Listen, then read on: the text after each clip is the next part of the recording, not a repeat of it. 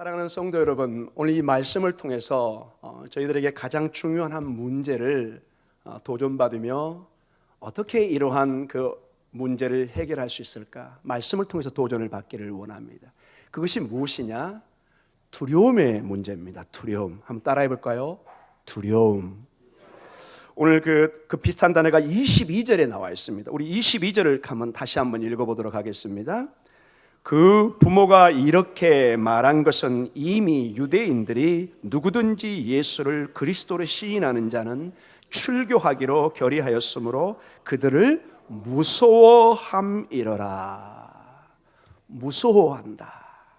여기 무서움이란 단어가 전체 18절과 23절에 전체적인 큰 중심에 있는 것을 보게 됩니다. 사랑하는 성도 여러분, 우리에게는 누구에게나 두려움이 있죠. 두려움, 무서움.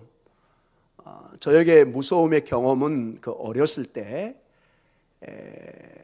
여러분 지금이야 뭐 다 가로등이 있고 지나다니면 누가 있는지 다 보이지만은 1960년대나 70년대 초반에 그 시골에, 아마 서울은 그때 가로등이 있었을 걸로 생각을 하는데, 시골에는 그냥 칠흑 같은 어둠이죠, 여러분. 주로 이제 산길을 끼고 이렇게 동네들이 다 연결돼 있잖아요. 그 어린 마음에 맨날 무슨 도깨비, 뭐 귀신 이런 얘기만 듣다가 이제 혼자 지나갈 때 저쪽에서 뭐가 이렇게 움직이는 게 보이면은 완전히 여기서 굳어버리는 거예요. 저기 무슨 귀신이 오나, 도깨비가 오나. 보면은 저쪽도 움직임이 막 둔해져요. 나중에 알고 보니까 서로 무서워하는 거예요. 안 보이니까. 갖가지 상상이 드는 거죠. 저 도깨비는 뿔이 몇 개가 있을까? 얼굴은 빨갈까 노랄까 막 별 생각을 다 하고 저만 무서워했던 것 같습니다, 여러분. 보이지 않는 가운데 굉장히 두려운 가운데 그걸 지나갈 수 없었던, 이러한 것은 커서도 우리의 삶에 많이 있습니다. 사업을 할 때든지 무슨 일을 할 때, 특별히 뭐 큰 실패를 한다든지 그러면은 그 사업을 다시 재개할 때 큰 두려움이 있습니다. 한번 크게 아팠던 사람은 다시 어떤 일을 건강하게 하려고 하면은 늘 두려움이, 또 내가 아프면 어떻게 할까? 내가 또 사업에 실패하면 어떻게 할까? 본능적으로 두려움이 옵니다. 어떤 면에서 여러분, 두려움은 우리에게 건강한 징조 중에 하나입니다. 두려움이 있기 때문에, 무서움이 있기 때문에 위험에서 빨리 도망갈 수도 있고 경계를 하고 조심하게 됩니다. 인생을 함부로 살지 않고 염려를 합니다. 두려움 때문에, 염려 때문에 때로는 가족의 일들을 함부로 결정하지 않습니다. 내 마음대로 기분 내키는 대로 결정해서 정말 쫄딱 망해가는 이런 일은 함부로 하지 않습니다. 책임감 있는 사람이라면. 그러나 반대로 두려움이 너무 우리를 지배하면 정말로 기회가 왔을 때 생명의 역사에 움츠러들어 있습니다. 미리 포기해버립니다. 오늘 여기 본문에 나와 있는 유대인들과 그 다음에 이 맹인된 부모들은 하나님의 그 생명의 그 놀라운 역사와 그 치료를 통해서 빛으로 나오게 하는 주님의 초대장을 전적으로 거부하고 있는, 아예 포기하고 있는, 바라기는 여러분의 삶 속에 건강한 두려움, 무서움은 같되, 그러나 하나님의 역사, 하나님의 놀라운 생명의 역사에 때로는 과감하게 두려움을 떨쳐버리고 믿음의 용기를 가지고 나아가는 여러분의 삶이 있기를 도전합니다. 하나님은 우리에게 몇 번의 기회를 주십니다. 항상 그렇게 우리에게 큰 기회는 오지 않는 것을 보게 됩니다. 우리 인생에 대개 한 3번 정도, 4-5번 많게는 어떤 결정적인 기회가 찾아온다고 그럽니다. 아니면 매일매일이 믿음으로 결단해야 되는 그런 순간인지도 모릅니다. 그리고 두려움이 우리를 지배할 때 하나님께로 나아가는 진리의 길로, 자유의 길로 이 모든 것을 방해하는, 그러나 반대로 예수 그리스도 안에 담대한 믿음으로 나아갈 때, 오늘 한 사람, 이 맹인된 이 사람이 놀랍게 하나님의 진리 가운데 나아가서 2000년의 교회의 역사에 이렇게 설교를 통해서 또 가르침을 통해서 믿음의 한 표본으로 이렇게 선포되고 있는 것을 보게 됩니다. 여러분도 여러분의 남은 인생이 믿음의 용장이, 믿음의 용기를 가지고 담대한 발걸음을 내딛는 그런 놀라운 역사가 있기를 간절히 축원합니다. 여러분에게 하나님이 기회를 주실 때가 있습니다. 분명히 기도 가운데 이건 하나님의 길이다, 하나님의 역사다, 내 영혼이 말을 할 때가 있습니다. 내 영혼이 그게 보일 때가 있습니다. 그러나 평상시의 경험과 그 실패의 경험 때문에 움츠러들고, 아니야, 나는 이제 못해, 할 수 없어. 예수의 이름으로 모든 것이 가능한 줄 믿습니다. 무모한 도전은 어리석지만은 주님이 분명히 메시지를 주시고 그리스도 안에 믿음이 분명히 역사할 때 담대한 믿음의 발걸음이 여러분의 삶 속에 있기를 간절히 축원합니다.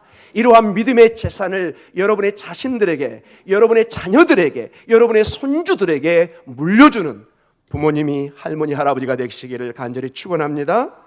아멘. 자, 오늘 본문은 18절로 시작됩니다. 어떠한 두려움에 쌓여있는 사람들이 있는가, 그리고 어떻게 이 두려움을 이겨낼 수 있는가를 한번 이제 출발해 보도록 하겠습니다. 18절을 같이 읽도록 하겠습니다. 유대인들이 그가 맹인으로 있다가 보게 된 것을 믿지 아니하고 그 부모를 불러 묻되.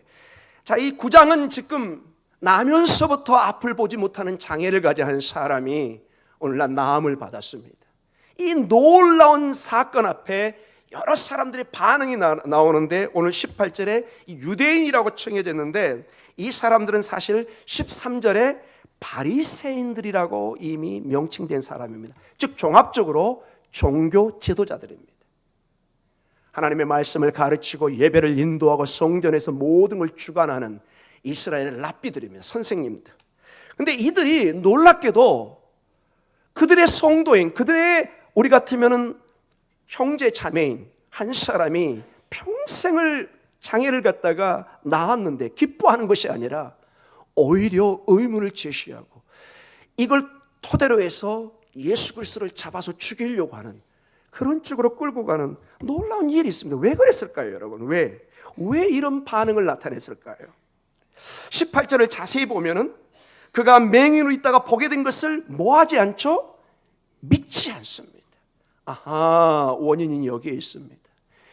이 종교 지도자들은, 이 유대인들은, 바리새인들은 근본적으로 지금 이 하나님의 생명의 사건을 믿고 싶지도 않고 믿지도 않고 있습니다. 받아들이지 않고 있습니다. 놀라운 하나님의 생명의 사건이, 여러분 그 인생에게, 여러분이 만약에 개인적으로 그 일이 여러분과 여러분의 가족 중에 일어났다면 얼마나 놀라운 기적입니까, 여러분? 지금이야 뭐 가끔 눈 수술을 통해서 하지만은 자연스럽게 완전히 이 맹인된 사람이 눈을 본다는 것은 기적 중에 기적입니다. 그런데도 이것을 믿지 않습니다. 그리고 이 부모를 불러 묻되, 처음에는 이 맹인된 사람을, 낳은 사람을 물어서 질문하고 그 다음에 이제 그 부모를 불러서 묻습니다. 근데 그 내용을 보면 점점점 이 종교 지도자들은 대화가 강해지고 공격적으로 변해갑니다. 하나님의 은혜 가운데 기뻐하는 것이 아니라 점점점 공격적으로 변해가고, 오늘 불러 묻되라는 이 영어 자체도 헬라 원뜻을 보면은 법정으로 증언자로 불러내는 법정인 용어를 쓰고 있습니다. 여러분이 예를 들어서 친구야 만나서 뭐 차 한잔 하자, 정심하자, 여러분 그럴 때 막 덜덜덜 떠시나요? 아니죠. 편안하게, 그래, 내가 시간이 없어, 다음에, 아니면은 그래, 오늘 마침 시간이 있네, 식사 한번 하자, 차 한잔 마시자, 자연스럽게 대화가 됩니다. 그런데 여러분이 어떤 문제가 있는데 갑자기 저 법원에서, 저 검찰청에서 연락이 오면 어떻게 될까요? 아, 기쁘다 하고 가시는 분 혹시 계신가요? 곤란하죠, 그런 거는.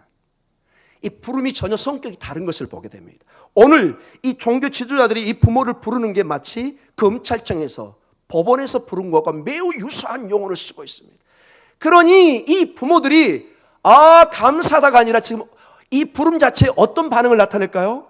덜덜덜 떨고 있는 거죠. 그게 나중에 보여요. 이게 왜 불렀지, 나를? 왜 검찰청에서 나를 부르지? 이게 만약에 여러분 그 보이스피싱이 아니고 진짜 부름이라면은 깜짝 놀랄 거 아니에요. 아니 무슨 일로 나를 부를까? 내 자녀에게 문제가 있나? 나에게 문제가 있나?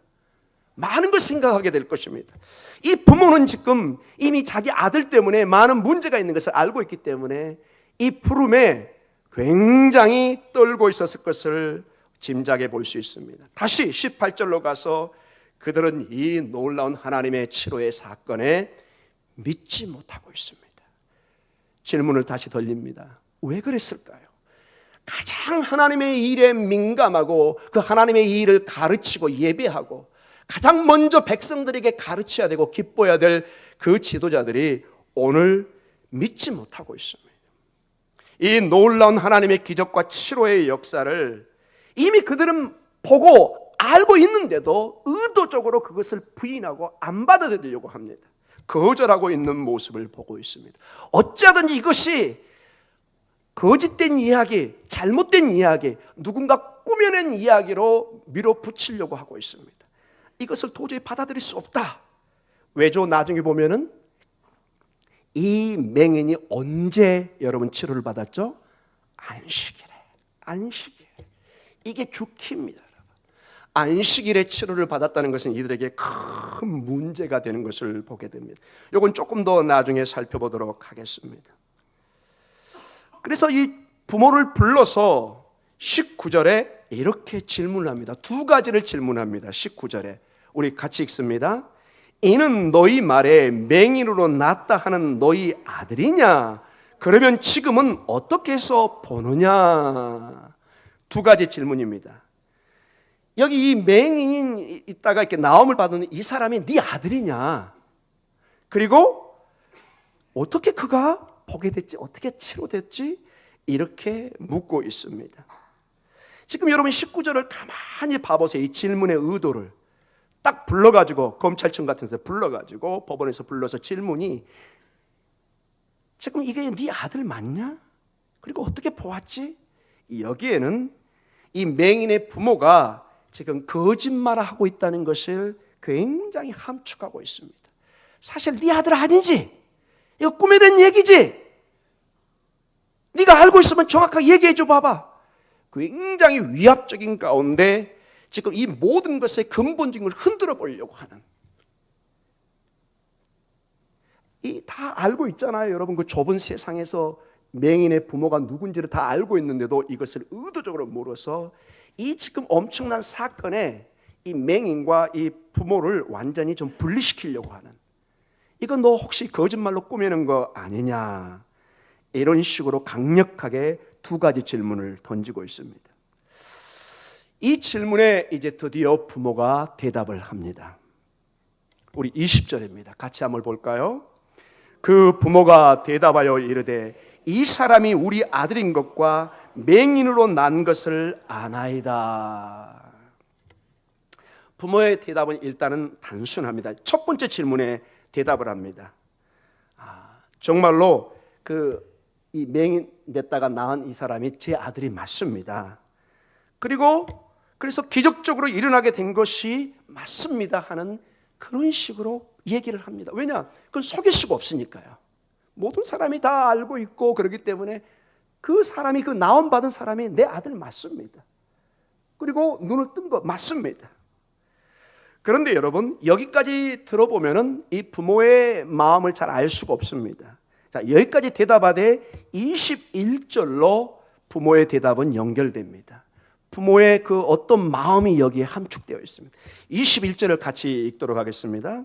그러나 지금 어떻게 해서 보는지 또는 누가 그 눈을 뜨게 하였는지 우리는 알지 못하나이다. 그에게 물어보소서. 그가 장성하였으니 자기 일을 말하리이다. 아멘. 여러분 어떤 느낌이 되세요? 그 사람 제 아들 맞습니다. 그리고 눈 뜬 건 맞습니다. 그런데요 21절에 그러나, 여러분 그러나는 가장 무엇을 이렇게 뒤집을 때 쓰는 단어잖아요. 그런데요 그러나 지금 어떻게 보는지, 어떻게 낳았는지, 그 다음에 또는 누가 내 아들의 눈을 뜨게 했는지 알아요 몰라요? 모른다고 얘기합니다. 그런데 여러분 이 원문을 보면은요 굉장히 흥미로운 점이 있습니다. 여러분 좀 적을 수 있으면 적어주시기 바랍니다. 우리 21절에는 우리는 알지 못하나이다 강력한 부정 단어가 한 번만 나와 있습니다. 우리는 알지 못하나이다. 근데 이 헬라어 원문을 보면요, 이게 동일한 이 문장이 2번 반복됩니다. 한번 들어보시기 바랍니다. 그러나 지금 어떻게 해서 보는지 우리는 알지 못하나이다.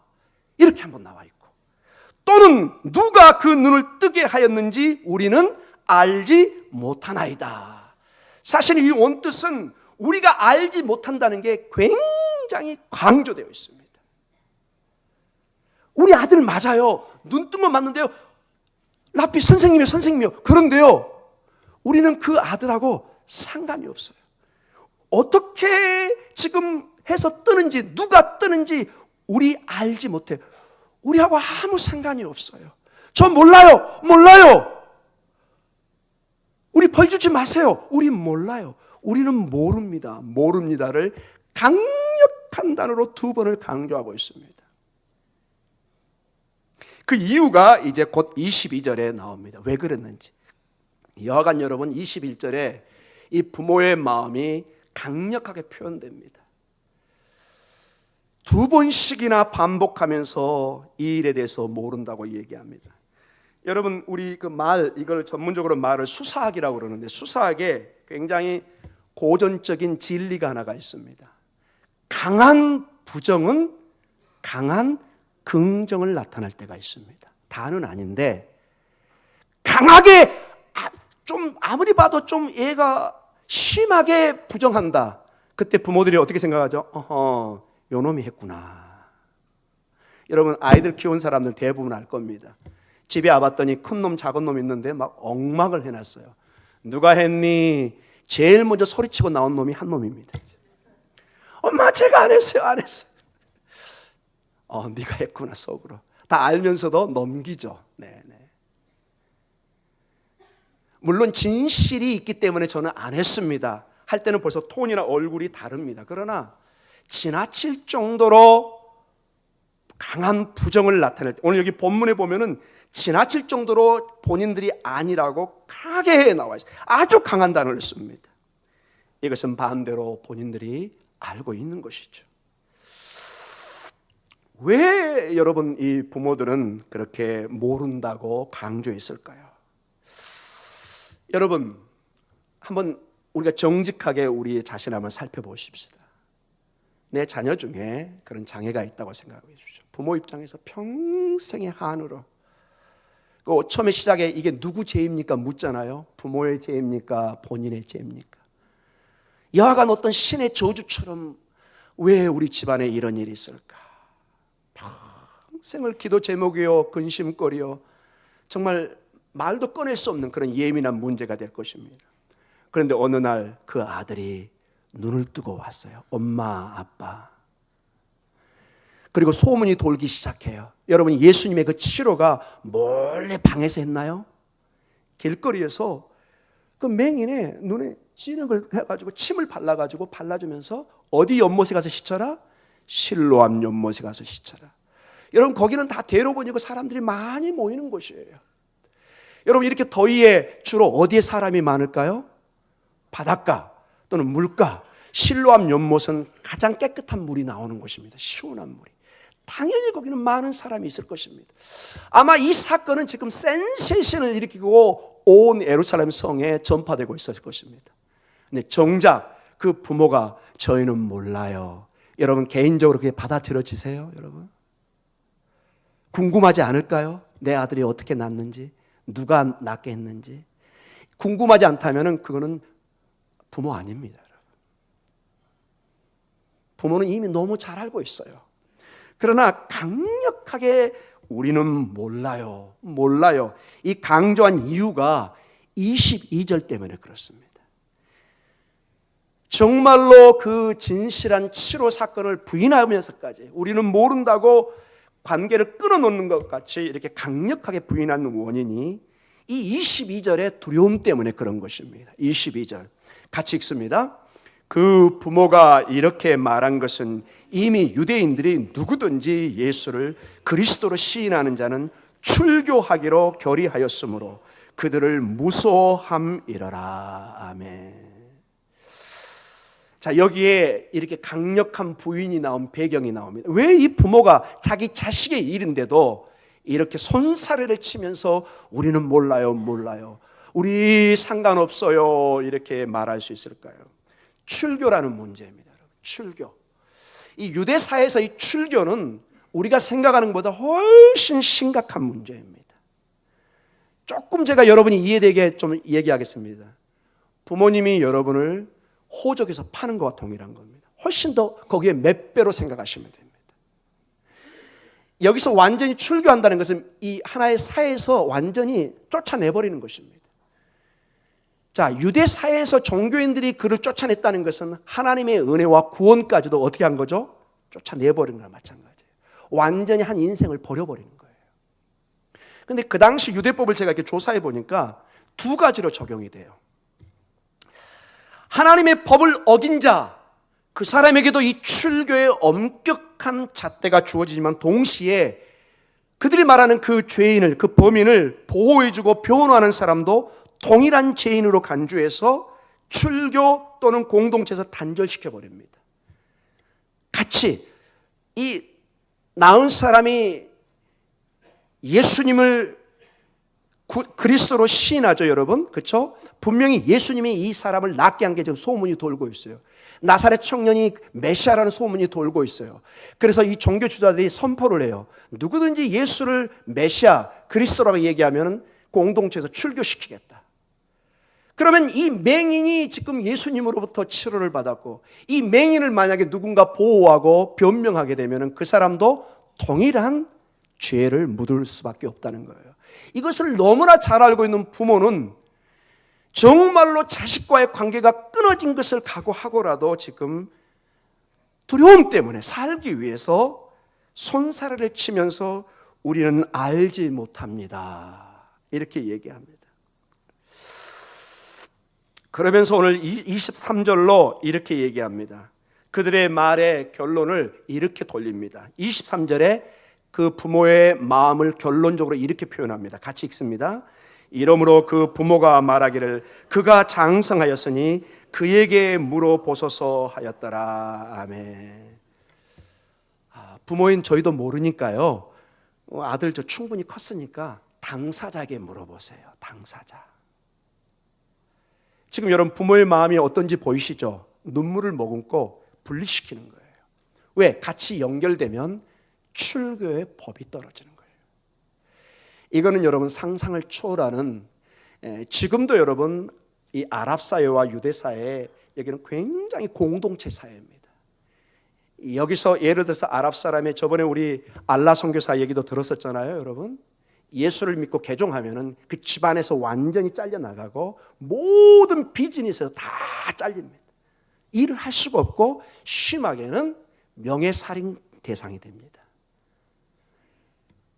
내 여동생이 예를 들어서 크리스찬을 개종했다고 오빠나 삼촌이 정말로 칼을 들고 가서 집안의 명예를 위해서 죽입니다. 법적으로 그게 조축을 안 받습니다. 지금이야 이제 국가법에서 좀 조심하겠지만은 전통적으로 집안에 먹칠을 하고 명예를 훼손하고 그들의 종교에 흠을 낼 때는 명예살인을 하는 것이 보통의 일들입니다. 그 정도로 이 공동체 사회가 무섭습니다. 그러니 이 부모의 마음을 이해할 수는 있지만은 그러나 아쉬움이 많습니다. 정말로 그 하나님의 생명의 사건에 지금 그들의 출교라는 두려움 속에서 그 진리로 생명으로 나아가지 못하는, 그 영원한 생명으로 한 걸음 더 나아가서 변하는 모습이 보이지 않고 있습니다. 이제 결론적으로 우리 말씀을 한번 나눠보도록 하겠습니다. 여기 두 부류의 두려움에 쌓여서 하나님의 생명의 역사에 참여하지 못하는 안타까운 모습을 봅니다. 충분히 인간적으로 이해는 되지만 그러나 결론적으로 볼 때 영원한 생명과 단절되는 그러한 아쉬운 모습을 봅니다. 먼저 종교 지도자들입니다.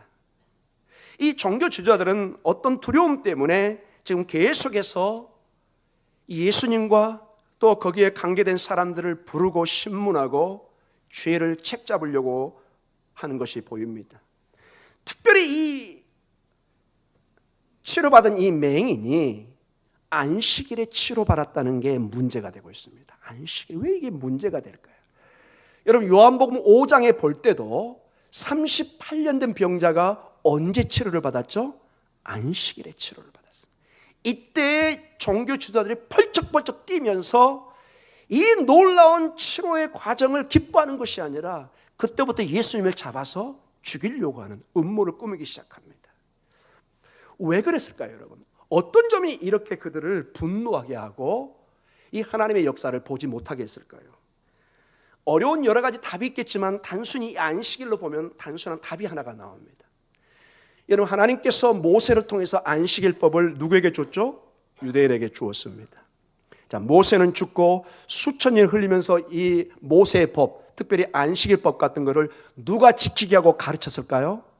종교 지도자들이 가르치고 지키고, 그들은 이러한 모세의 법에 하나님의 법을 이 랍빈 그들의 권위와 연결해서 이 안식일법의 그 권세, 권위, 이 모든 것이 하나님의 권세인데 이것을 사실은 누가 누리고 있었을까요? 종교 지도자들이 누리고 있었습니다. 본인들이 가르치고 본인들이 해석한 방식대로 지켜야 된다고 가르쳐 왔습니다. 안식에는 이거 하지 말고 39가지의 전통을 만들어서 뜨개질도 하지 말고 불도 끄지 말고. 여러분, 제가 한번 예를 들었었죠. 여러분, 안식일이 됐는데 어떤 사람이 찾아와서 제발 가스불 좀 꺼주세요. 아니, 당신이 끄면 되지. 이미 늦었어요. 안식일이 돼서 제가 이거 가스불 이거 돌리면 일이 돼가지고, 당신은 이방인이니까 와서 당신이 좀 꺼달라고. 이런 일이 지금도 있습니다. 여러분, 지금도. 이게 여러분 성경에는 나와 있지 않는, 그러나 성경을 해석해서 여러 법칙을 만들어 놓은, 이게 전부 다 바리새인을 중심으로 한 종교 지도자들이 만들었습니다. 그래서 여러분, 안식일의 전통이 하나님의 전통임에도 불구하고 그들은 자신들의 전통으로 동일시해서 여기에 도전을 하는 그 누구도 용납할까요, 안 할까요? 안 하고 있는 것이 현실입니다.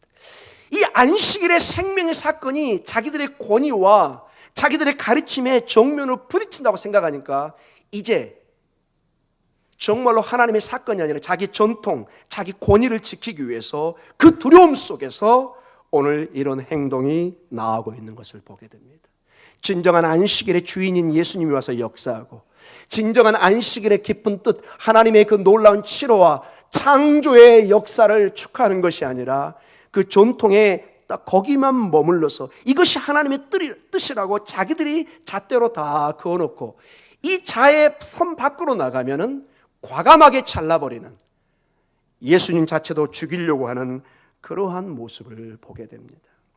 사랑하는 성도 여러분, 놀란 하나님의 치료와 역사와 백성들이 그 개인 당사자를 볼 때 얼마나 기쁜 내용입니까, 여러분?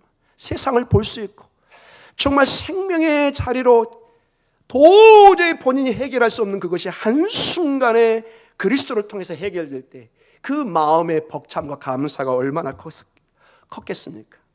하나님의 임재의 그것을 본인은 말할 수 없이 느끼고 있는데 종교 지도자들은 전혀 그 기쁨을 함께 누리지 못하고 하나님의 그 놀라운 함께 하심의 역사에 증인이 되지 못하는, 오히려 사람들을 불러서 신문하고 위협하고 출교의 위험을 주고 있는 모습을 보게 됩니다. 사랑하는 성도 여러분, 여러분의 삶에 많은 전통이 있고 여러분의 개인적인 어떤 그 바운더리, 어떤 제한이 있을 수 있을 것입니다. 그러나 진리의 빛이 비칠 때 과감하게 믿음의 용기를 가지고 주님 앞에 나아가는 여러분 되시기를 간절히 축원합니다. 하나님의 역사가 분명히 보일 때, 하나님의 생명이 높아지고 있을 때 여러분 거기서 제된 일이 없도록 간절히 기도합니다. 과감하게 그 생명의 기쁨의 우물에 뛰어들어서 마치 수영을 하듯이 마음껏 누리는 여러분의 신앙의 모습이 있기를 간절히 축원합니다. 두 번째로, 충분히 이해되지만 이 부모님의 모습입니다. 겉으로는 굉장히 놀래고 기쁘고 아마 이해할 수 없는 현상으로 받아들였을 것입니다. 평생의 장애자를 낳았다는 부담감 가운데 얼마나 아픔 속에 있었을 것입니까? 그러나 이 기적의 치료를 통해서 하나님의 놀라운 은혜를 정말로 이것을 기뻐하고 찬양과 감사의 자리로 나아가는 것이 아니라 당장 눈에 보이는 출교라는 위험 때문에 그 기쁨을, 하나님의 은혜의 사역을 누리지 못하고 있습니다. 100번 양보해서 이해한다고 하지만은 오늘 본문을 통해서 보면 이 부모에 대해서는 더 이상 언급이 없습니다. 여기까지입니다. 여기까지. 몰라요. 내 아들에게 물어보세요. 왜 그런 걸 저희한테 물어보세요? 그건 아들의 일이에요. 여러분, 어떻게 아들의 일이 내 일이 아닙니까, 여러분? 부모와 자식 간의 관계가 그렇게 자를 수 있습니까? 불가능한 걸 우리는 잘 알고 있잖아요. 그러나 손살을 치면서 강한 부정을 하면서 우리는 몰라요. 결국 전체적인 영적인 눈으로 보면 지금 무엇을 부인하고 있죠? 우리는 예수님을 몰라요. 여러분, 놀랍게도 여기까지 이 부모는 사라져 버립니다. 더 이상 언급이 없습니다. 사랑하는 성도 여러분, 이 두 부류의 모습은 다르죠. 종교 지도자들과 한 부모의 모습입니다. 그러나 공통점은 동일하게 두려움을 가지고 있다는 것입니다. 한쪽은 자기 권위가 무너질 것 같은, 한쪽은 자기들이 출교당할 것 같은 큰 두려움 속에서 하나님의 생명의 초대, 은혜의 초대, 감사의 자리로 나아가지 못하고 있습니다. 이것을 해결할 수 있는 방법이 무엇일까요? 오늘 이것을 도전받기를 원합니다. 우리가 영원히 두려움 속에서 이 하나님의 은혜, 생명의 역사에 우리가 배제돼야 되겠습니까, 여러분? 어떤 방법이 있을까요, 여러분? 어떻게 우리가 이 두려움을 이겨내고 하나님의 그 노란 은혜의 강물에서 헤엄치고 누릴 수 있을까요? 저는 놀랍게도 여기 사건에 직접은 안 나오지만 오늘 본문 속에 전체적으로 나오지만은 그 배경이 된 이 나면서부터 맹인된 사람, 그러나 치료받은 이 사람에게 다시 한번 주목하고 싶습니다. 이 맹인은 처음에 주님을 모른다고 했습니다. 12절에 보면은 알지 못합니다 이렇게 얘기합니다. 당연히 처음이니까 뭐 잘 몰랐겠죠. 맹인이라 뭐 어디를 많이 다니지도 않았고 그저 얼떨결에 주님의 치료를 받은 상태에서 누군지 모릅니다 이렇게 하다가 이제 소문이 들려오고 자신에게 일어난 그 놀라운 기적 같은 일들을 보면서 이게 보통 일이 아닌가 하는 걸 너무 이제 깨닫고 주의 은혜로 그의 마음에 은혜의 변화가 일어나는 것을 봅니다. 우리 9장 17절, 우리 저번 주에 봤던 내용을 다시 한번 읽어보겠습니다. 주님을 알지 못한다고 했던 그가 17절로 변화를 일으킵니다. 같이 읽습니다. 이에 맹인되었던 자에게 다시 묻되 그 사람이 네 눈을 뜨게 하였으니 너는 그를 어떠한 사람이라 하느냐 대답하되 선지자니이다 하니. 여러분, 이게 얼마나 여러분 놀라운 고백인지 이제 아시겠습니까? 22절과 비교해서 이 맹인이 본인도 예수님과 연결돼서 고백하면 출교된다는 걸 알아요, 몰라요? 저는 좀 대답해 줘서 좋겠습니다. 바보 아니죠. 사람인데 왜 모르겠어요. 그리고 부모가 얘기 안 했겠어요? 종교지도자가 없을 때 불러가지고 아들아 너 예수 절대 모른다고 해야 돼. 알았지? 너 죽고 나 죽어. 알았어? 막 이랬을 것 같아요, 여러분. 여러분 상식적으로 생각하시면 돼요, 여러분. 아들아 낳은 건 고맙고 너무 감사한데 사이가 그렇게 만만치 않아. 아들아 알았지? 너 그거 얘기하면 너 죽고 나 죽는 거야. 반응이 없어서 넘어가겠습니다. 아마 굉장했을 거예요. 근데 여러분 이 신앙이라는 게 참 이해할 수 없는 게 있어요. 그렇게 외부적으로 안 된다 죽은다 그러는데 이 심령에 불이 붙으면은 진리를 보면은 못 견디는 거예요. 사도 바울이 그런 사람이에요. 여러분 사도 바울이 바보가 아니잖아요. 여러분. 당대 최고의 학자고 가문의 사람이잖아요. 근데 다메섹 선상에서 성령의 불이 임하니까 빛이 임하니까 견디질 못하는 거예요. 놀랍게도 그도 한동안 눈이 보이질 않았죠, 여러분? 다시 눈이 뜨여서 뜨인 이후에 평생의 삶을 배가 고프고 지치게 맞고 몸부림치지만 단 한 번도 예수를 따르는 일을 후회하지 않는 늘 의의 면류관을 향해서 사명을 향해 달려갔던 모습입니다. 사랑하는 성도 여러분, 이 맹인은 놀랍게도 교육벽에는 아무것도 뭘 배웠겠어요, 여러분? 이미 짐작하는 그대로입니다. 평생을 구걸하고 살던 사람. 그러나 진리의 빛이 비치니까 놀랍게도 그 당시에 아무도 고백하지 않았던 선지자라는 고백을 하고 있습니다. 선지자. 그리고 여러분, 이분은 38절로 놀라운 마지막 단계까지 갑니다. 9장 38절입니다. 같이 읽습니다. 이르되 주여 내가 믿나이다 하고 절하는지라. 아멘. 믿을 뿐만 아니라 절하다. 이 뜻은 뭘 내포한다고 그랬죠? 예배입니다. 여러분, 그 당시에 예배라는 것은 우상 숭배가 굉장히 단죄되는 시절을 아무한테나 절하지 않습니다. 예수님을 하나님으로 본 것입니다. 주님으로 본 것입니다. 이 맹인이 이제 나음을 받아서 거기에 머물러 있는 것이 아니라 놀랍게 선지자, 메시아, 예배의 대상으로 변해가는 모습을 보게 됩니다. 사랑하는 성도님, 바로 여기에 답이 있습니다. 우리는 두려움에 짓눌려서 밤잠을 설칠 때도 있습니다. 어깨가 쭉 늘어지고 주저앉고 싶을 때도 있습니다. 모든 인생에 그냥 안개가 자욱한 것처럼 앞이 보이지 않을 때도 있습니다. 사랑하는 성도님, 그러나 칠흑 같은 어두운 밤에 불빛을 따라갈 때 정확하게 길을 찾아가듯이, 또는 물결치는 바닷가에서 등대를 기준 삼아 항해를 해가듯이 예수님을 만나고 그분을 바라보는 역사가 있기를 간절히 축원합니다. 어둠에 있을수록 빛을 바라보아야 됩니다. 주님은 나는 세상의 빛이라고 말씀하십니다. 유일한 길은 두려움이 아니라 생명을 누리는 영원한 축복으로 가는 길은 우리의 빛이신 예수님의 빛을 바라보는 길, 그 길로 가는 길밖에 없습니다. 이건 너무나 단순하지만 너무나 중요한 진리고, 세상에 너무나 많은 사람들이 이것을 이해하지도 못하고 따르지도 못하고 있습니다. 대부분이 두려움 속에, 어떠한 두려움인지 모르지만 두 부류로 대개 분리됩니다. 이 부모처럼 또는 이 종교 지도자들처럼 각가지 이유로 이 빛을 의도적으로 외면하든지 아니면 보지 못하든지. 사랑하는 성도 여러분, 어둠의 두려움을 이겨내는 길은, 유일한 길은 빛으로 나아가는 길입니다.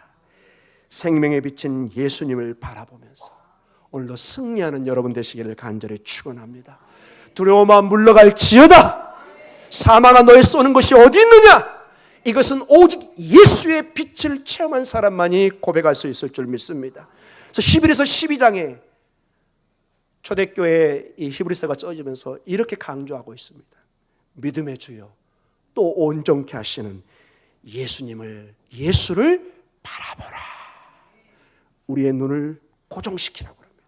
예수님에게 고정시킬 때 우리는 반드시 승리할 줄 믿습니다. 아멘. 기도하겠습니다.